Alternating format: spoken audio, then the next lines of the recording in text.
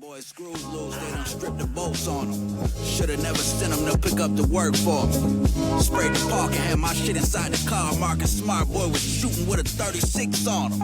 Said if he wasn't in the rush, they was all gone. All right. Hello, Chudlings.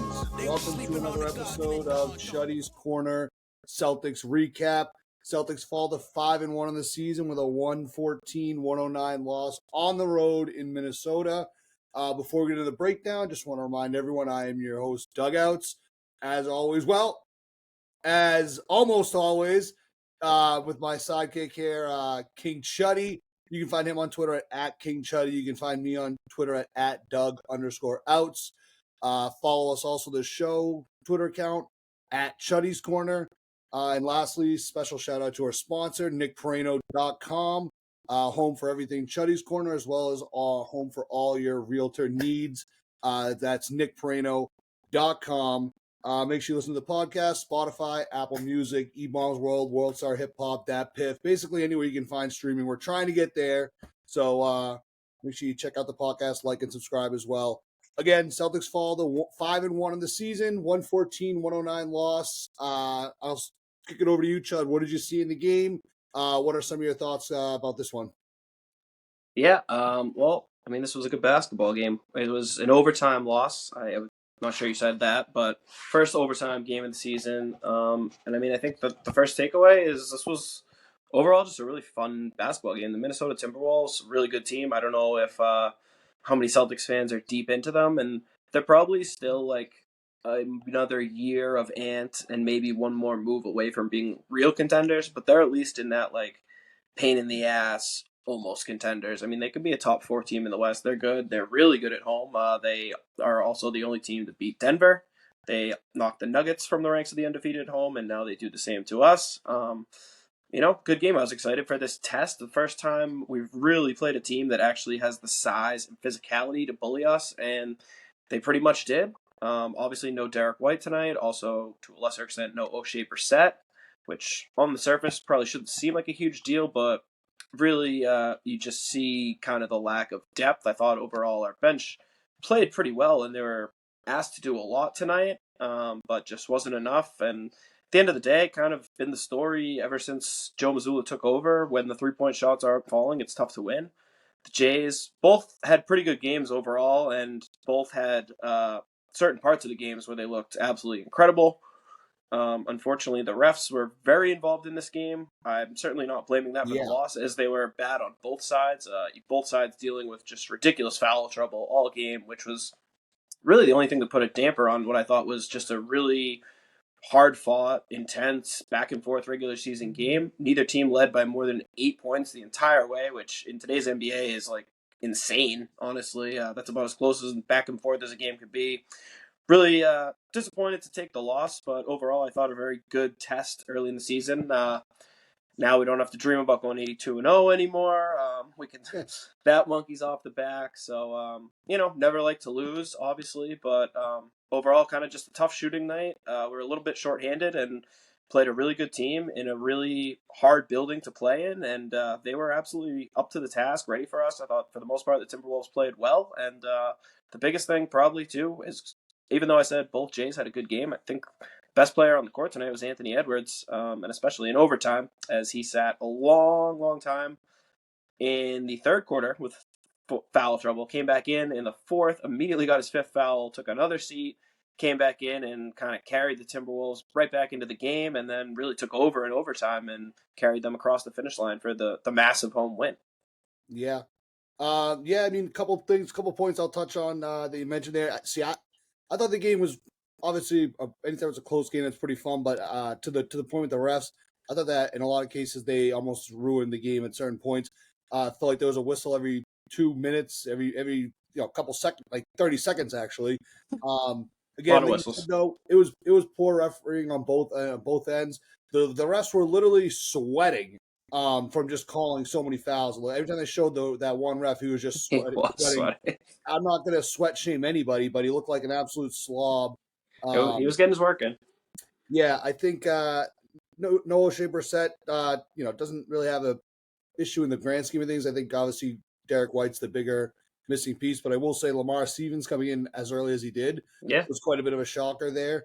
But yeah, I think you're right about Anthony Edwards. That guy's a bona fide stud. I think that there was definitely he was playing a little bit of a chip on his shoulder. They mentioned him and Jaylen Brown are like close friends or whatever. Both grew up in Atlanta, and he had never beat him before in his career. So he was definitely playing. And I think I wouldn't say that he totally outplayed the Jays. I do think in overtime he obviously did. He went pretty nuclear there in overtime, which was frustrating to see from our perspective.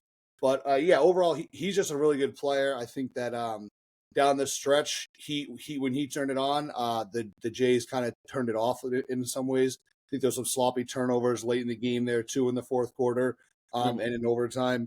So yeah, I mean it's like you said, can't really get too worked up over the loss. We weren't going to go undefeated. We had to lose eventually. I didn't realize that the Timberwolves were also the team that ended Denver's undefeated season, which again, undefeated season in the NBA, it's not really how it works. Yeah, and it's 2 weeks in. Yeah, but it's a tough loss. But again, that team at home, they're 4-0 at home too. Tough to beat. Yeah, they're undefeated at home too. That crowd was super into it, even towards the end of the game. So, you just got to tip your hat to them. There's definitely some things we're going to talk about that I think the Celtics could have done a little bit better. But yeah, I don't know if you want to get into we can go on a little bit about the first 3 quarters, but I think what it comes down to is the fourth quarter and overtime. So sure. Well, a few general takeaways, I guess, before we dive into what happened down the stretch, because definitely want to touch on that, but don't want to pass over the stuff. I mean, first of all, I kind of mentioned it, how this was a very interesting matchup. We really, like I said, haven't faced, even the good teams we played, we really haven't faced anyone with this kind of height. I mean, Rudy Gobert, say what you want about him, but he is huge and he is very good on defense. Karl Anthony Towns, I've never been a fan. He did not have a good game, but he's still a huge threat in there. We started with Drew on Cat, which worked really well. I mean, Cat didn't score a point in the first half and was getting all kinds of frustrated.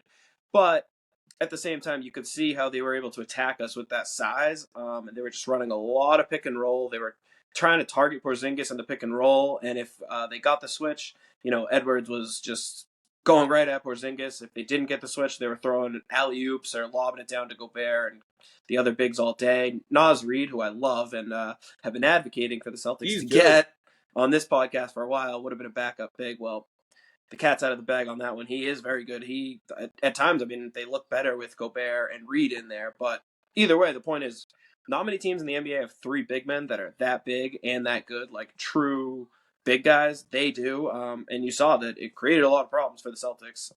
Porzingis, he made some shots and he scored a lot of points in the first half, but I thought this was a classic case of where it's like, we're kind of sketchy when we're playing against true big men. He got, I don't want to say exposed, but I thought he had a tough night. He took a lot of shots too. He was, yeah. I mean, he didn't play like badly, but again, it's just these are the kind of matchups where he is going to struggle, and you could kind of see that he was out physical. So again, like I said, good matchup. Especially when Al wasn't in there, it seemed like they were really, really bullying us with that pick and roll. There wasn't a lot we could do, and that's when they were really trying to attack Porzingis. I thought Luke Cornett actually played really well. Might not show up in the stat sheet, but he had to play a lot because Porzingis was, shocker, in foul trouble much of the night. I thought Cornett really held his own again against a good team and good bigs. You can't ask for much more than the effort he was putting in on both ends. And again, the thing with, like you said, missing Brissett in and of itself, not a big deal. But like you said, it kind of just accelerates the whole bench rotation. So by tonight, like in the first quarter, we were playing a lineup with Tatum, Pritchard, your boy Svi, Hauser, and Cornett all in the game, like for the first quarter. And that was after Lamar Stevens already played. So we're going 5 deep in the first quarter, and it was like flashbacks to the olden days of just like Tatum and scrubs. And he actually kind of thrives and played some of the best minutes was at the start of the fourth quarter when it was Tatum in that same unit. He really took over playing that kind of point Tatum role, and I think part of that, again, no Derek White, Drew Holiday. He came on, had some huge clutch plays towards the stretch, but he kind of struggled for much of the game, and again, really just didn't get a lot of shooting or a lot of scoring help in general outside of the 2 Jays. So it's tough, and it's just, I think, going to be a theme all year long, especially if we're missing even just one guy, where we're going to struggle to kind of make up that production, and you see the depth we have sacrificed to get this awesome top 6. So I thought that there was a little bit too much of some of those guys in the bench. I mean, I'm looking at the minutes now. I guess maybe it wasn't as pronounced as I was thinking, but I just felt like there was a lot of points in the game when I didn't really understand the lineups that were out there.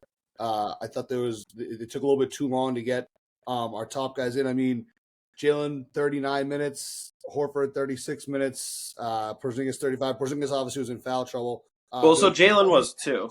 I think that was what led to. I think it led to like Jalen started off the game. He was going absolutely nuclear. I think he had like 12, 13 points in the first 6 minutes.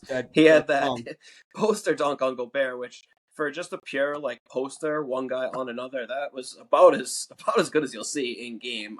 And I mean to do it on the 3-time Defensive Player of the Year made it even that much sweeter. Awesome play.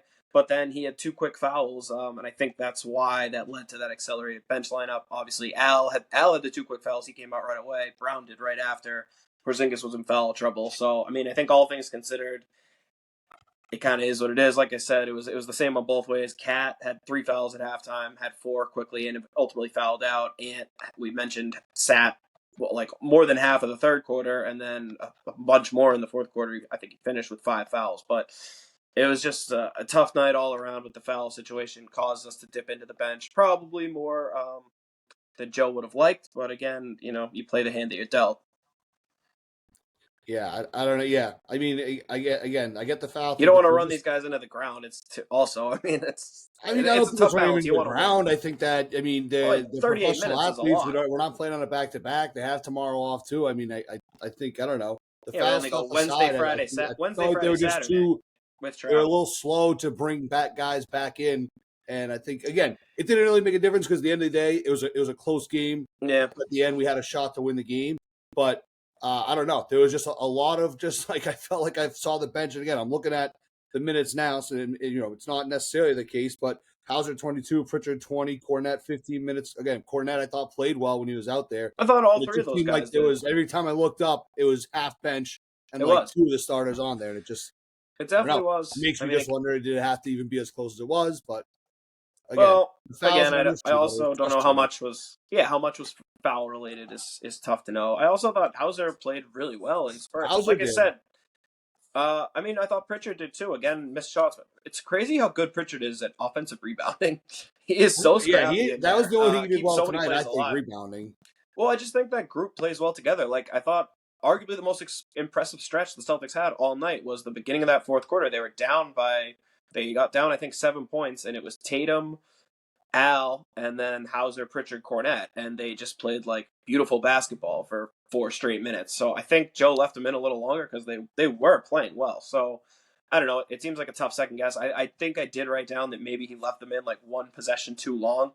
But I mean, again, I feel like they've kind of earned those minutes, and it was getting up to be a lot of minutes. Like for a regular season game, 36 minutes for Horford to play, that's a lot. I mean, again, we're already missing White, so I don't know. It's tough to squabble too much with the minutes. And again, it's such a long season. Like eventually, we're just gonna have to trust these bench. They're gonna have to play some minutes. They're gonna have to make some plays, or we're gonna have to if they can't hack it playing 15 to 20 minutes in a game where we need some help, then I'd rather just know sooner. So at least know we need to address this at the trade deadline, the buyout market, whatever. These guys are gonna have to play. We can't ride 6 guys all year.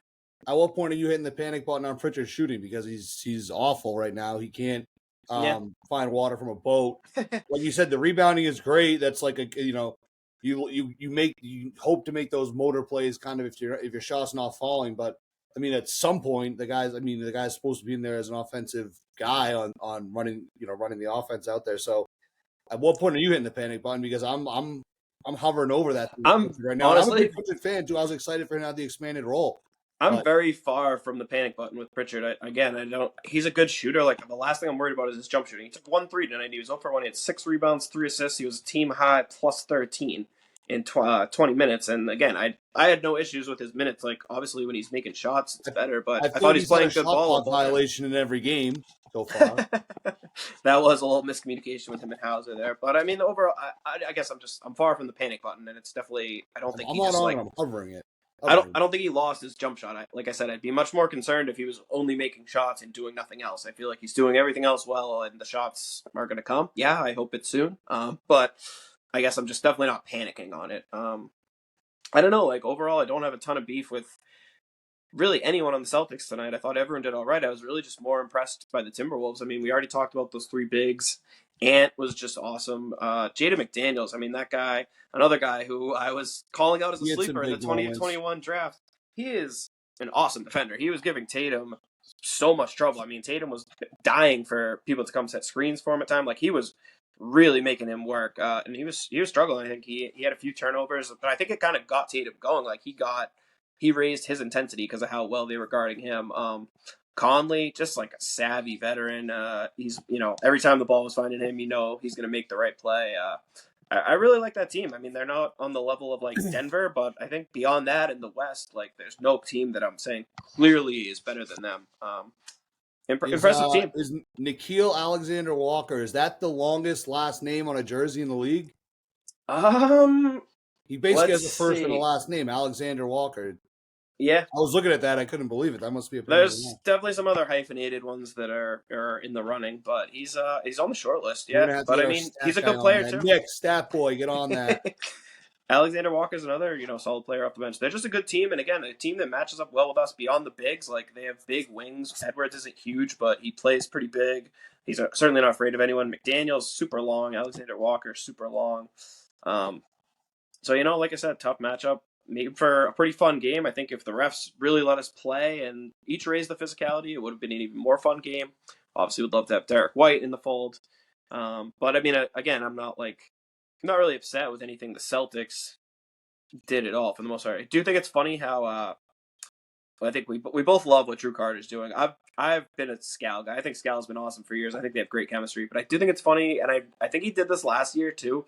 The way Scal talks about Ant is like he's some scrub that he discovered, and he keeps being like, I've been in on it. It's like, yeah, dude, he's the number one overall pick. He's like, I knew he was going to be the guy. It was only a matter of time for Minnesota. Like, yeah, shit. They took him number one overall. Like, if he's not the guy, then they he's gotten better every single year. Like, there's never. Yeah. It's like he's like, I've been saying it for 3 years. It's like, yeah, dude, no shit. Like, everyone has. He's awesome. I did love how much Scal and Drew Carter just seem to be shitting on Anthony Towns too.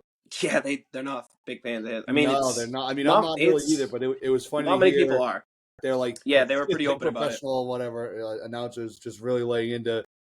They just kept mentioning how they would cheer every time that Naz Reid came in and Cat went out, and yeah, I do agree. I think Drew Carter's been great. I think he's got a lot of personality, so it's definitely a little bit of a con. I mean, and it seems genuine. A little bit of a contrast too, like a little bit more silly, but while also kind of keeping it informative and stuff like that. So I'm excited for some of the road games, get to listen to him a little bit more. But yeah, I think that I think I had one other.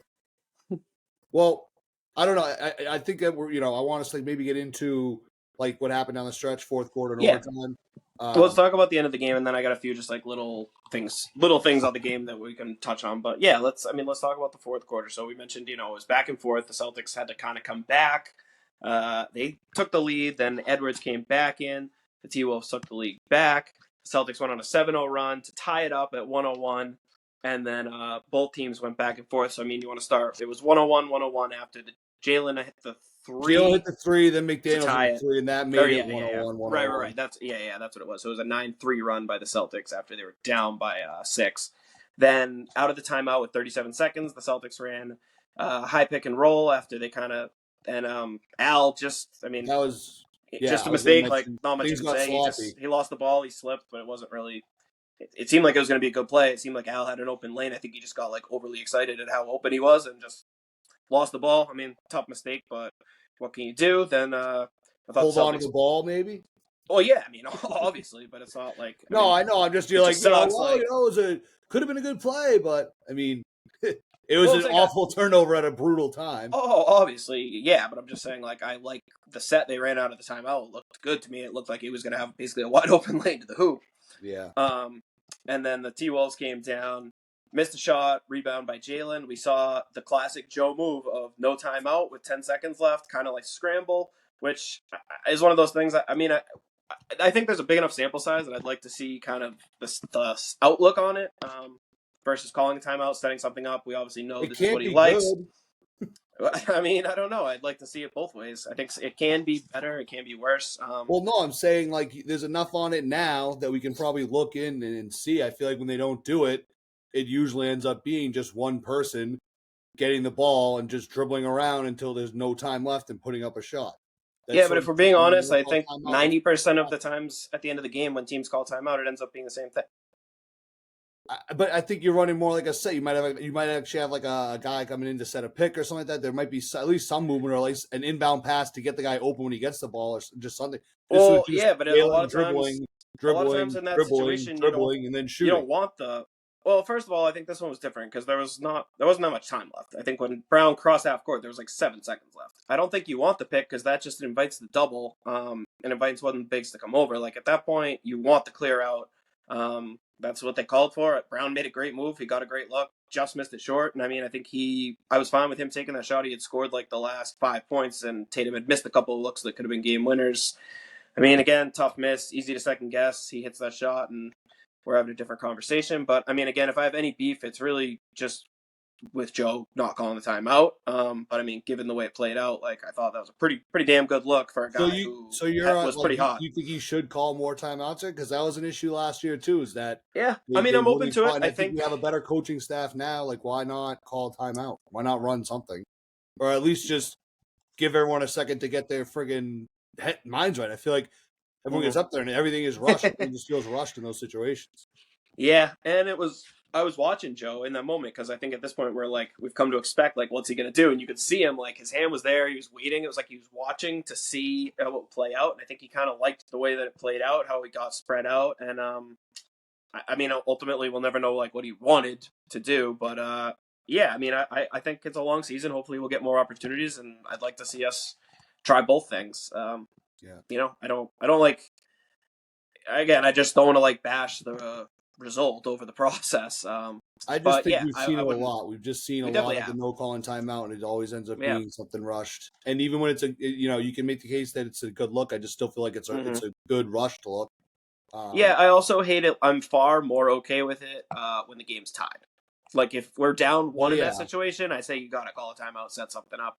When the game's tied like that, I'm kind of okay with just letting it I flow. would And have liked to have again, seen Jalen try to get a little closer to the rim and do more of his mid range. I think that's just a yeah, better game for him. I think he'd been playing a lot better. He did hit a pretty big three early to put us up 101-98, but I'd like to have seen him try to get a little bit closer to the rim.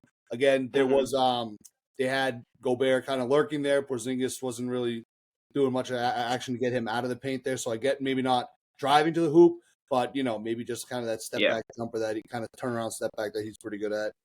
yeah. I mean, I guess you could squabble with where he got it from, but at the end of the day, like pretty good look for one of your best players in that situation. Again, hate to see it not go in, but it is what it is. We can discuss kind of the timeout strategy ad nauseum, and I feel like we have been for over a year. And at this point, it almost like Joe calling his timeout would be like him admitting defeat on his strategy. Well, what the fuck? Maybe you have to. It's not working. Yeah, I mean, yeah, at a certain point, I wouldn't mind it. I'm sure right now I didn't listen to his press conference, but I'm sure he was asked about it, and I'm sure he would say, we love the look we got. So, Well, anyway, so I mean, it is. that just Yeah, I fucking mean, sucks. That's just like, oh, great. Like it I does don't know. suck, but I feel like so many times we've seen them call timeout, and then out of the timeout, the play is just Tatum or Brown runs into the half court, gets the ball, dribbles it up, and isos and shoots a jumper anyway. Like I'm just not guaranteed. I mean, yeah, if he has some But genius everything play is to, if he has calmer, some genius cooler, play to run where slower. all five The guys game come is get the. slowed down. Yeah, but you could that could also be better for the defense, and the T-Wolves were playing a ton of defense down the stretch with substitutions too. So I don't know. You can argue that one of your two best all NBA players has the ball in transition, where Brown and Tatum are both awesome in transition and have been all night. That you like your odds better with the defense scrambling, trying to match up on the fly, than getting a full timeout to set your five best defenders to match up and whatever. Like, I don't know. I think you could argue it both ways. All right. Well, so anyway, game goes into overtime. Starts Yeah. off looking pretty. Holiday draws the offensive foul, gets a nice gritty rebound. Yeah. Scores a bucket. Getting Cat out of there, I think, hurt them.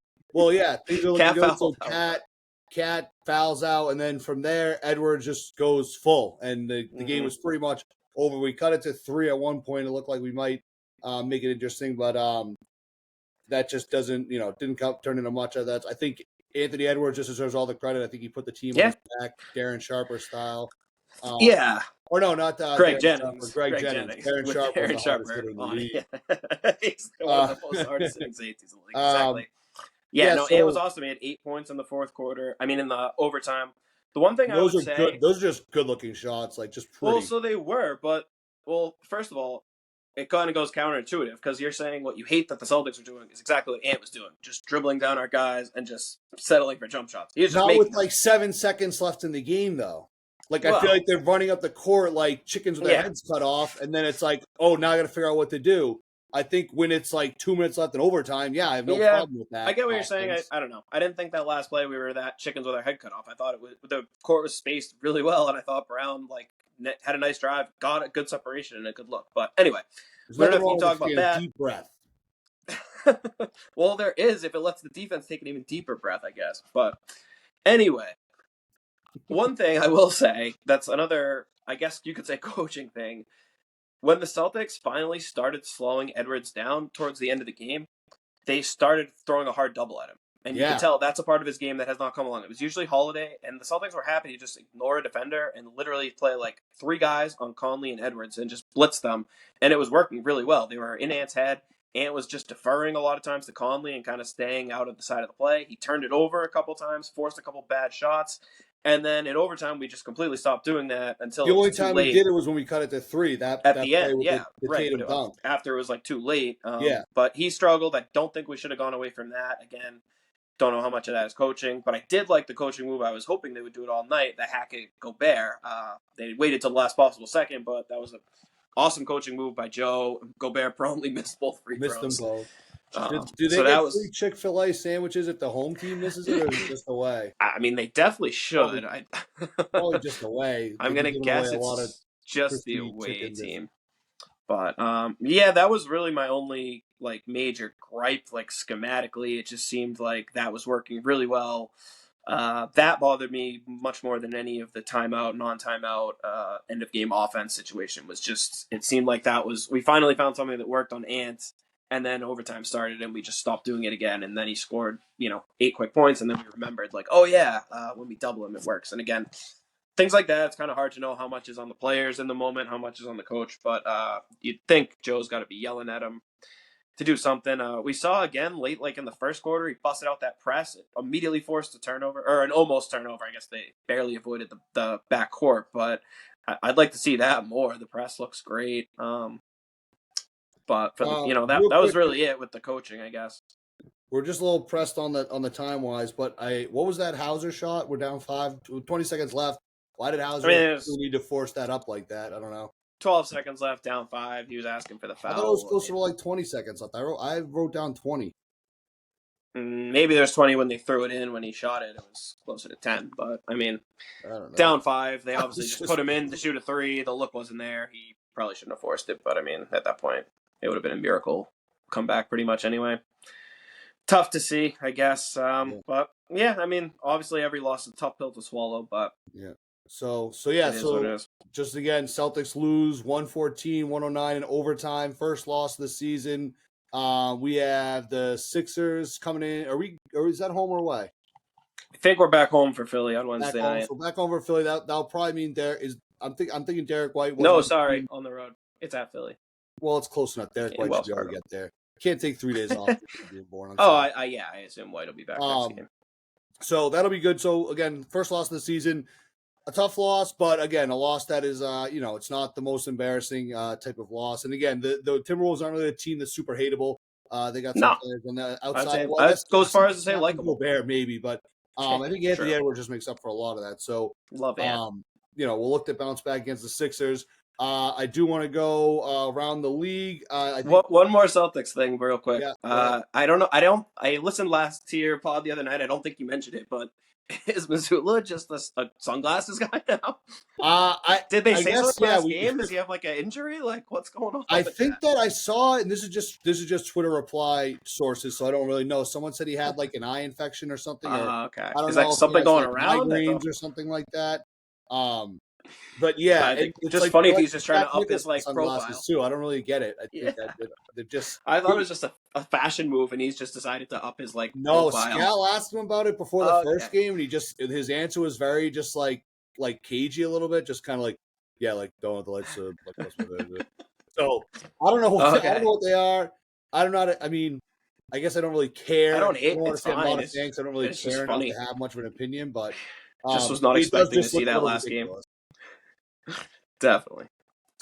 Yeah. So around the league, I think one of the things that you can get into some of the other stuff, but Rob Williams, unfortunately, looks like he might be out for the season with a right knee injury, which is the Yeah. other knee from the one that he hurt in 2022. It sucks. That's kind of been a big issue with his game. But I just hope that guy can get himself back on the court and stay healthy. But it's starting to look like the odds are starting to be stacked against I know. precious Timelord out there. He was playing pretty well too for the Blazers. Yeah. So I It's hate to always see the that. story. I mean, gutted for Rob. That's like I said, kind of just the story of his career. Those knees, just his body's just failing him. I mean, hate to see it. Obviously, it just sucks all around. Another surgery. It seems like that's just one after another. Really sad. I guess I'm glad that he got his second contract at least. Has made some money because I really just feel bad. I hope it's not the end of the career. Checking in on our other, I guess, former guys. Grant, absolutely killing it for the Mavericks. Been a great fit for them on both ends. He's like not only hitting an outrageous percentage of threes, he's hitting an outrageous amount. I think after Steph and Luka, he's like third in the entire NBA in total threes made. So Grant has been awesome. Yeah. Poor Marcus finally got his first win with the Grizzlies.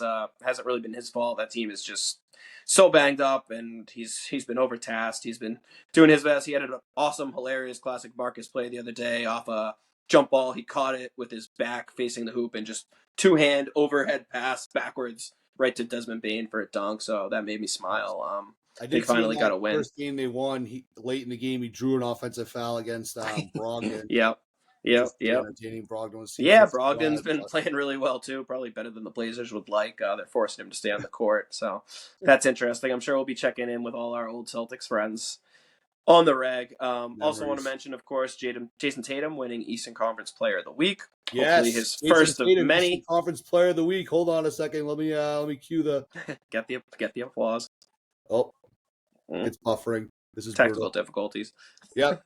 It'll come at the most inopportune time, I guess. Of course. Go ahead. Right. I'll keep whipping around the league. We haven't really. I wanted to mention it the other night. Obviously, I wasn't on, but Wemby, man, he is worth the price of admission. If you haven't seen this kid play, just what an absolute show! Like living up to the hype and then some. He is just totally different than anything you've ever seen out there on both ends, and already looks really good. Like so, it's really funny good. that you mentioned Wemby because I saw that the Spurs got absolutely crushed by the Pacers. Did he play? Yeah, I mean the team's not good, but did he play? Because I was just gonna. If you didn't bring him up, I was gonna mention that game and just bring up the bust debate because I know going into the season, I was definitely just eager to announce he was a bust. If he gets hurt, he gets hurt. He's definitely not going to be a bust. He's already awesome, like crazy good. The team's going to take a while. I also thought it was awesome and wicked respectable too that Pop said tonight he was asked about if he was going to rest Wemby because tonight was the second night of a back-to-back, and he basically scoffed and was like, no, like, why would I do that? Didn't even consider it. I don't know, Pop, because you basically invented load management. Right. But guys who had earned the right to load manage, you could say. So, I don't know. I like that. I think it's a good sign for Wemby going forward. He's been, like I said, lived up and then some to all the hype. And if you haven't watched him, please, as a fan of basketball, go watch him because it's just absolutely absurd to see what he's doing on the court. And then in that same game, funny just that we put up 150 on Indiana the other night. They had put up 152 tonight. So might just be some big offensive nights around the NBA. Tonight was also the Clippers debut for James Harden after some hilarious press conferences over the weekend where he kind of ripped Philly saying that he's not a system player, he is the system, which is, for better or worse, is pretty much true.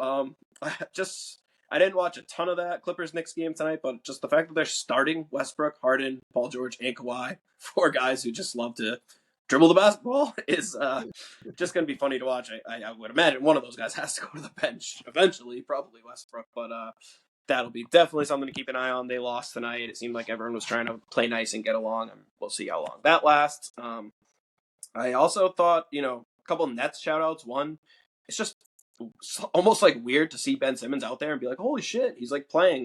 But Ben Simmons is just kind of quietly going about playing, putting up Yeah, nice I stats mentioned that in and the last kind of spot. getting back to just being a decent player. So He's like Rondo. He reminds me of like Rondo back in the well, day. that was the thing when he came into the league. Everyone was like, he's tall Rondo, which Yeah. he never should have tried to get away from being that. But hopefully he's getting back to at least be an interesting player. I kind of weirdly root for these like Philly defect guys to be good again after they leave Philly. I think nothing would be funnier than an eventual team of like Markelle Fultz, Ben Simmons, and now James Harden like teaming up to win a title and just I don't make know Philly about Harden fans. because he's just such a prick Well, I everywhere don't know else. about But Harden, I but I who do else get what would you you're throw saying in? though. Like I would love to see.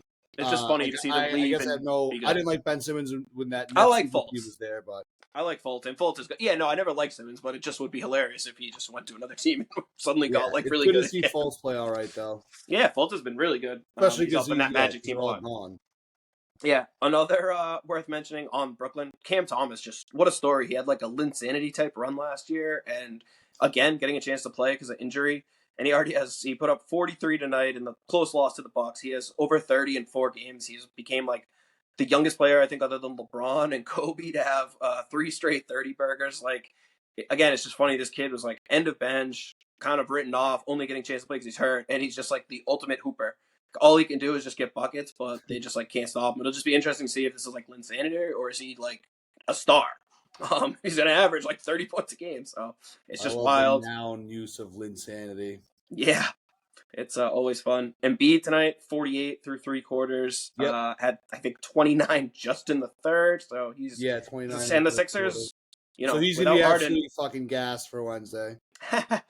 yeah, but the Sixers are now the first team ever through 5 games to have 4 players averaging 20 points a game. So it's crazy what happens when you remove one guy and suddenly the ball's moving around a little bit. Everyone's getting a chance to touch it. Well, so I mean, I don't think that's going to last. Defending Harden, but I mean, so first of all, who are there for players? Embiid, the little fast freak Maxi or whatever. Maxi, Kelly Oubre, and Tobias Harris. Kelly Oubre, Jesus. Yeah, I mean that's. I used to like Kelly Oubre when he was like on the Wizards and shit. I thought that he was like just kind of a good style of player, like he that. He is type. just another guy who's just all he can do is get buckets. I don't think he knows even how to pass. Yeah. So he's on heater right now. I'm sure it'll end, and there'll be a time where he probably loses Philly 5 games in a row because he shoots 2 for 15 and doesn't pass the ball. So that's just who he is. But if you're a team like Philly who needs just like microwave scoring, he is your guy. Scoring, I like that. Yeah. Also, the in-season tournament. I know we talked a little bit about it before, but I don't know if you got to catch any of it on Friday. I thought overall, just fun basketball. It seemed like every game was pretty competitive. There were really nobody load managing. A lot of questionable guys came back and played. It seemed like there was a solid level of intensity. The funky courts are cool. The funky uniforms are cool. A lot of good games. Those courts were a little too funky. I mean, the there's Bulls a lot going on. It's like college courts, I don't know. I haven't seen really a college court like what the Bulls had. It's like watch Oregon play. Red. You're probably in bed, but watch some Oregon, watch some Mountain West and Pac-12 games. Oh Jesus, forgot. Yeah. Oh yeah. I know. I know Oregon has like the forest or whatever, right? Yeah. Yeah. It's, did you see any of the memes that were like the Seinfeld, like the Kramer thing, where they're like Kramer's got like the red light in his room, and they're like, oh yeah, Kramer's like, he's a tournament, Jerry. Yeah, those are good. Yeah. So, yeah. I mean, that's part of the key to driving success, and that just maybe that was their goal. Whatever. Like, Another little gimmick. Talking about it. Yeah, and I mean, again, it's just basketball. If you like basketball, why not add a little twist? And like I said, at least through one night of play, it seemed like the guys were into it, and we got good games. So the Celtics not after the Philly game on Friday is our first in-season tournament game against the Nets. So you'll get to see our all green court. I don't know if you've seen it yet, but you're gonna love it. Yeah, I wish that I mean, everyone said this now, so it's not even like a really original take, but I do wish that the tan part was just like the regular parquet looking stuff. That's like my only real gripe. Ours isn't too like crazy like some of the other ones, so I don't mind it. I don't like our city jerseys. I don't really like any of the city jerseys. I don't hate them. I just think they're different. I mentioned the last pod, Phil Knight should be arrested for what he's doing with jerseys to the NBA. Unless shout out Nike, unless you want to be a sponsor of the pod. We'll happily wear a friggin' city jersey every night. But until then, you're on notice. I do my one take, and we don't have to spend a lot of time on this at all because we're a little bit on crunch on time. But my theory is that in like 5 years, the in-season tournament, they're going to start playing like international teams, like because international teams, don't they all have like in-season tournaments and shit like that? So I think that they're going to start doing like almost like a Europa Champions League kind of shit type of thing. I don't know how that would work, but that's just my theory. Like, I have no reason to believe that except that I just know that Adam Silver loves Premier League and all that kind of shit like that. So yeah, I mean, I think it's pretty obvious that the inspiration for the in-season tournament came from maybe not so much like Champions League and Europa League, but like the FA Cup and like leagues domestic cups. Yeah. But yeah, still, I mean, those involve teams from different like divisions. It's really just tough to replicate in the NBA because like what? I mean, first of all, you're going to add more games. So like these games count as regular season games. You're going to go take a break in the season and go play teams from Europe, or what are you going to add teams from the G League into this? Like, I get what you're saying, and I think ultimately that would be awesome. I'm just like logistically, I'm really, I don't know, I'm not sure. I think if anything, it's going to be more like, I think the longer it goes on, the more interest it'll be, the more it'll matter, and I think the more it'll be like, it's one of those things. I'm sorry. I mean, yeah, I don't know. That's what I was saying. I haven't really thought the logistics side of it, but I do think it's one of those things that if you're a team that's like not close to competing for a title, it's going to be something that you can be like excited about winning. But if you're like actually like a really good team, like if you're like one of those like top 5 teams and you win it and you celebrate it too hard, you're just like doing up the most like memed like videos. It's going to be like Timberwolves winning the playing game like video like all over again. It's definitely. It's a little bit especially the first couple of years. To the top and you win that, it's almost like you kind of got to be like, yeah, like thanks, whatever. Not really too interested in it, but you don't want to be celebrating it too hard. That's all I'm saying. If you're a really good team, if you're like I think it'll eventually come. Or like an up and coming team, it'd be fun to win it. Wemby or whatever, like sure, but you got to be careful that you're becoming a meme if you celebrate too hard on that, and you're a good team with high expectations. Celebrating too hard, sure, but I think after a while it might go the other way and become like a badge of honor, how it becomes almost a way to measure dominance. Like, you win the in-season tournament and the finals, like, yeah. If you win the finals and it, yeah, that's great. I'm saying if you go nuts because you won the NBA Cup and then you get bounced in the second round and you were like the 2 seed, obviously. You're getting yeah, I mean, obviously that's the case, and I don't think anyone's going to be celebrating it as hard as the finals, but, I mean, again, it'll be cool to have something else, and that would be like a fun claim to win both. Some cool videos coming out of Vegas. I hope they give them $500,000 in cash at the arena right there. Definitely. Just like, all right, here's all this cash. You're in Vegas. Right. Up a GoPro to your head and call it a night.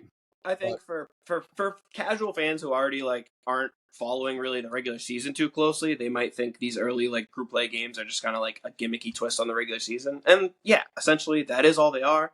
If you're a hoop head, it's good hoops, you're going to watch it. If you're not watching already, you probably aren't going to watch it. But I will say, when it gets down to the Final Four and it's like an actual tournament and all those 4 teams are there in Vegas and it has almost like it'll have like an NCAA tournament kind of feel, like that'll just be fun, I think. Yeah.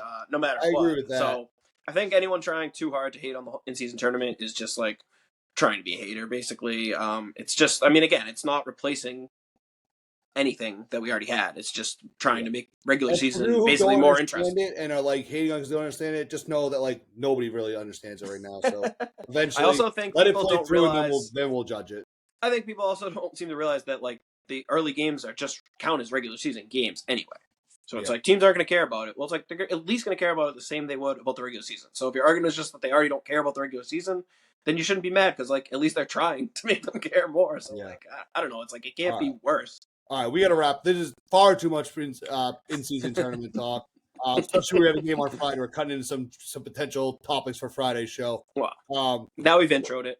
Yeah. So again, 114-109 loss to the Celtics. Next up on the road against Philly. That'll be another pretty good test for us. We do have special guest, NBA analyst Jeff Kupka is supposedly joining us on Wednesday. So we'll have an extra person in here giving us a little breakdown of that game. He's going to have a few takes too. I know he has a little bit of a differing take on the Marcus Smart trade and everything like that as you and I have. So that could be a little bit of some entertaining listening or watching, however you consume the podcast. So make sure you listen to the podcast on Wednesday. That's about all we have for today. So make sure you like, subscribe on Spotify, Apple Music, anywhere you listen to your podcast. And again, have a great night, everybody. Take care, Chud. Good to have you back over there with me. How do you think I did on the solo show?